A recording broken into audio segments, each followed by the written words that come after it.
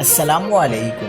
کراچی میں super high وے پر لرزاخیز واقعہ، نجی ہاؤسنگ سوسائٹی میں سیکیورٹی گارڈز اور ڈاکوؤں کے درمیان مقابلہ، فائرنگ کی بچھاڑ۔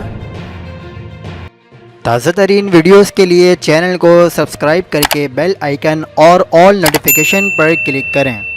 آپ کو بتاتے چلیں کہ سپر ہائی وے پر نجی ہاؤسنگ سوسائٹی میں ڈاکوؤں کی فائرنگ سے ایک سیکیورٹی گارڈ جاں بحق ہو گیا۔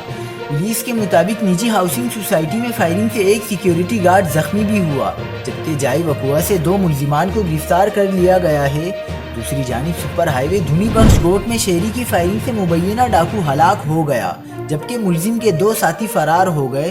پولیس کا کہنا ہے کہ 3 ڈاکو گھر میں لوٹ مار کے لیے داخل ہوئے تھے۔ گھر کے مالک نے اپنے اسلحے سے ڈاکوؤں پر فائرنگ کی، جس کے بعد ڈاکوؤں کی جوابی فائرنگ سے گھر میں موجود شخص زخمی ہوا، تاہم شہری کی فائرنگ سے ایک ڈاکو مارا گیا۔ پولیس کے مطابق دوسرا ڈاکو زخمی حالت میں ساتھی سمیت فرار ہو گیا۔ مزید خبروں کے لیے دیکھتے رہیے حق پاکستان نیوز۔